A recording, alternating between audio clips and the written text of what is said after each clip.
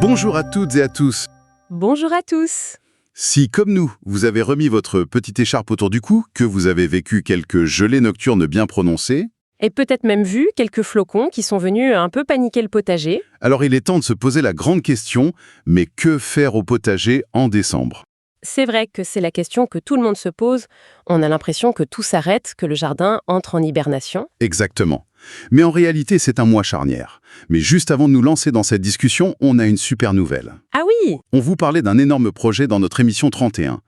Eh bien, après 5 mois de travail, on est vraiment heureux de vous annoncer le lancement de notre tout premier cahier potager. Et attention, ce n'est pas juste un carnet avec des tableaux vides à remplir. Ah non, loin de là. L'idée, c'était de créer plusieurs ouvrages en un seul. D'abord, Philippe, notre maestro et chef d'orchestre, a créé pour vous 50 fiches de culture. Pour chacun de vos légumes favoris, elles sont ultra précises, très simples et regroupent toutes les informations nécessaires. Mais attention, et ça c'est unique, chaque fiche donnera accès à l'émission audio correspondante qui vous expliquera tout en quelques minutes. C'est un concept vraiment unique. Et bien sûr, il y a les travaux mois par mois. Assorti du calendrier lunaire 2026, pour ceux qui aiment jardiner avec la lune. Et puis à ce graphisme superbe, des touches d'humour. Parce que jardiner, ça doit rester un plaisir. Tout à fait.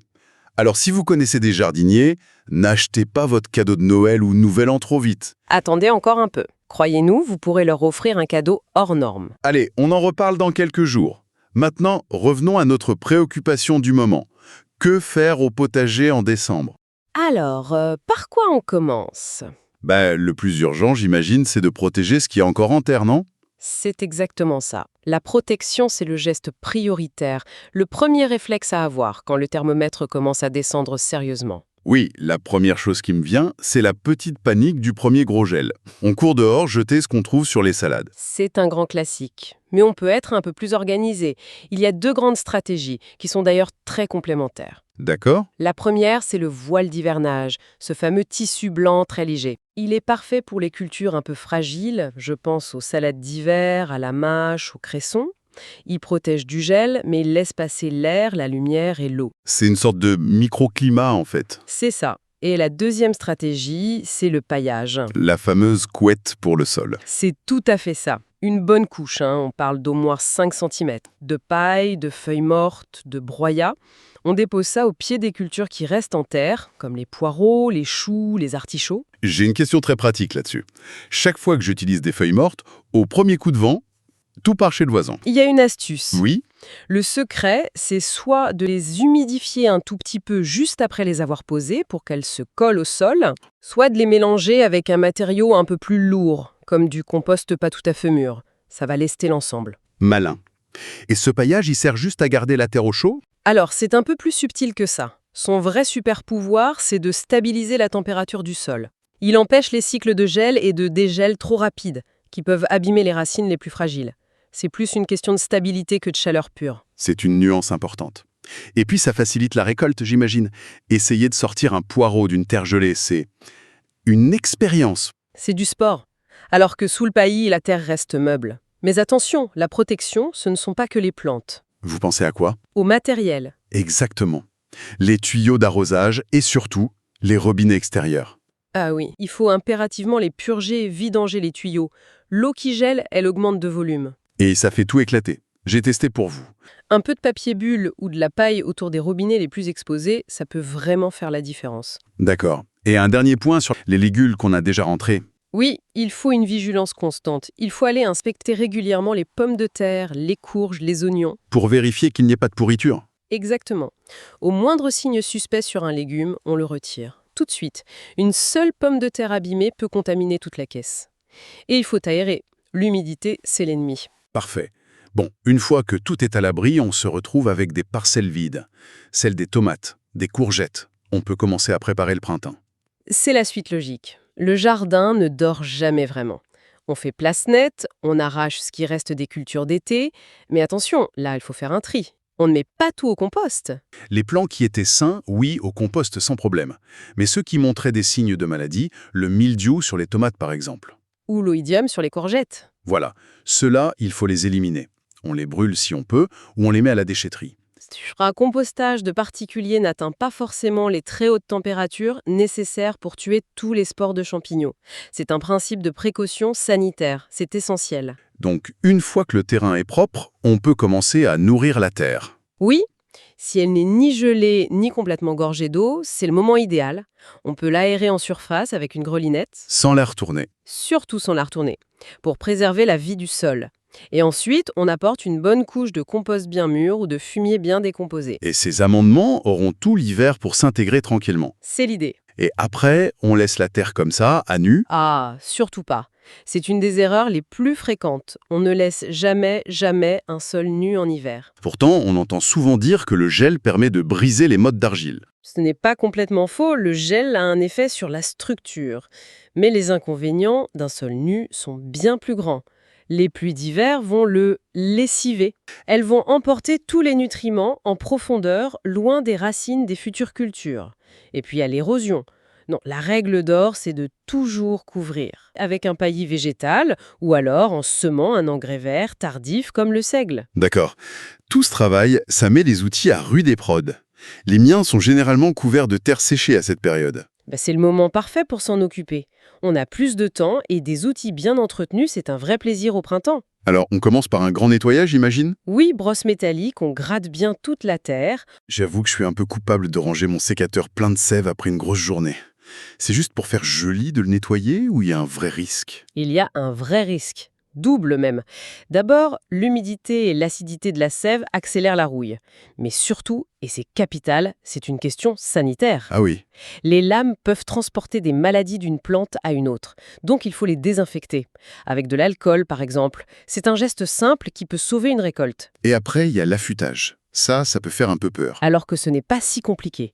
Une simple lime à métaux pour une bêche, une pierre à aiguiser pour un sécateur. La différence est incroyable. Pour finir, on protège. Un peu d'huile sur le métal, un peu d'huile de lin sur les manches en bois, et on range au sec. On a protégé, préparé, nettoyé, on peut encore récolter plein de choses. Bien sûr, c'est la pleine saison des légumes racines.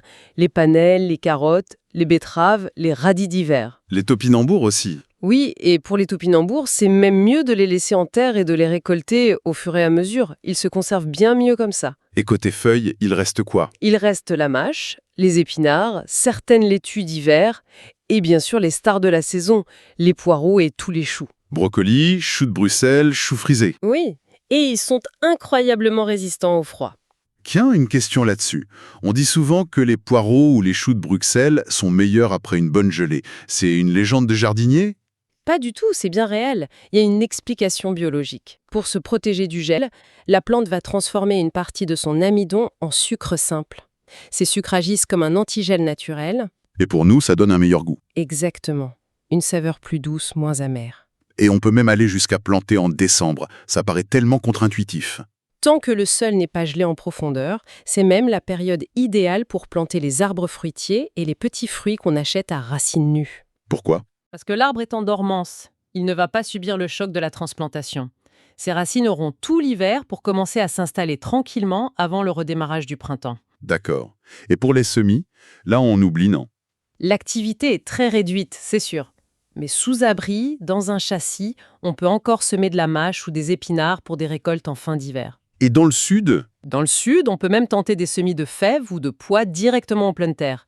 C'est un pari, mais ça peut donner une récolte très très précoce. Au-delà de tous ces gestes techniques, décembre, c'est aussi un mois de recul, de réflexion, non? Pour préparer la suite et prendre soin de la vie au jardin. C'est un aspect fondamental, et souvent le plus agréable.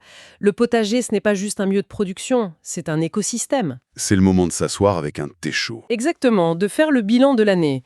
Qu'est-ce qui a bien marché? Qu'est-ce qui a raté? Pourquoi?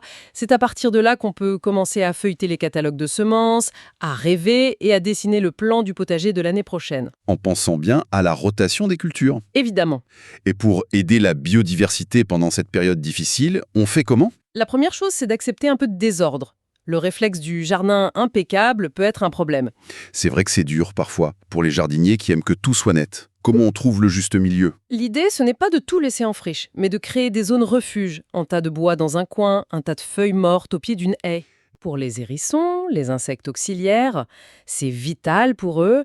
On peut aussi en profiter pour installer ou nettoyer les nichoirs, installer des mangeoires avec des graines, des boules de graisse et surtout, on l'oublie souvent, un point d'eau non gelé.